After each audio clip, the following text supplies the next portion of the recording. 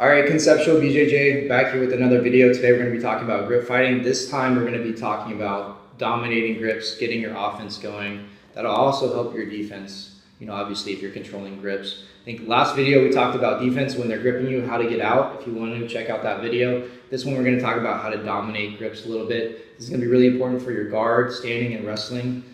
In this video we're going to also stick to guard on some grip fighting tactics. You can apply this to standing, obviously. So, anytime we're playing guard, we want to be proactive to reach out for our grips. So, if I have my hands close to my feet and I'm waiting for him to grip me, he can grip me first, whether it's my hands or my legs, right? And now I'm behind. Now I have to break that. So, what we want to do is initiate. So, if we can get our hands in front of our feet, we can also be, here to where as soon as the match starts, I'm not going to wait for him to grip me. I'm going to practically try to seek out his hands. And what I want to do is get one of two grips ideally. I want to control over his hand, the top part of his hand.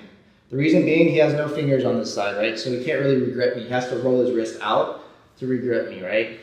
So the only problem with this grip, even though it's safer, he can get out of this pretty easily. He can roll his wrist or he can push off his other hand. But it's good for blocking. Like if I just want to block him from grabbing me real quick, he's going to be more worried about breaking the grip now than he is grabbing me, right? So he's just going to be trying to break the grip. The other one is a thumb up. So if I do a thumb down, it's pretty easy for him to roll out of it. If I do thumb up, it's a little bit harder for him to roll out of it. So he has to kind of bring his elbow over to roll out of this grip. And also because my thumb's up, he's away from my legs. So it's a little bit easier. I can also, if I need to, rotate this down, and now I can start scooting in, and it opens up this space to get an underhook here, right? And now I can go for shoulder crunch sweeps. I can start getting in. I can start, double unders, whatever your game is. But if you like to play underhooks, that's a really good way to start initiating underhooks and arm drags, right? Going over with that grip. So anytime he's gripping you, you can play with his grips. If I go thumb down like this, it's much easier to get out. Like so, I'm just gonna do this, and you can actually try to get use your other hand and everything. So it's much easier for him to get out with my thumbs down.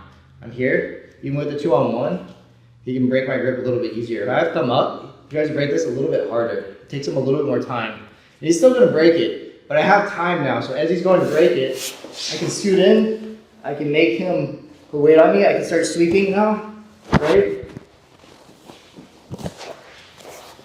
I can go for arm drags. So again, he goes to defend. I get this grip, thumbs up. As he's doing this, I can start going for arm drags, right? Boom. Come up. But the key is we want to initiate the contact, and we want to avoid this, lacing the fingers where he can grab me. I don't want to be like this. Give me a chance to grab. So a lot of times I'll start at the top of the wrist. As he rolls this out, I go thumb up. I start getting 2-on-1 grips. This is really good, no-gi, this 2-on-1 thumb up grip. It really is controlling. It's gonna take him a second to break this grip. Even with both hands, he peels it off. It's gonna take a little bit, versus if I do thumb down, he can rip this through a lot better. If John grips me, 2 thumbs up, like this, it's going to be much harder to break this off. I'm pretty strong, but it's going to be hard to roll this off.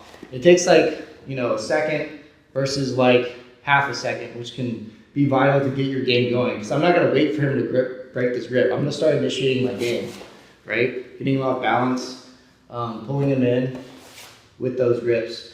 The other benefit of attacking these is it opens up other areas of his body. So if he's grabbing here and breaking my grip here, I can start scooting in because he's not defending my legs, right? And I can start, coming up, hip heisting, threatening to take him down. I can start going towards his head. So if I'm controlling both top of the grips, he can't defend me grabbing his head right now. Now he has time when I let go to grab, but if I go straight towards his head, he can grab my hand, right? He can block, grab my hand.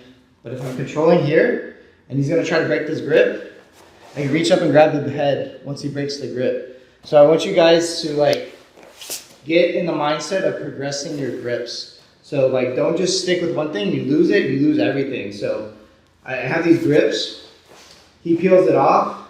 Here, I'm gonna go to the other side. I'll go to his head. He breaks this off, I'm gonna go to his feet. You know, so I'm constantly climbing my grips. I'm not just staying here, he breaks my grip. I have nothing, now I'm just re-grabbing. And then a lot of people get stuck in this patty cake and we're just like here, like doing this, right?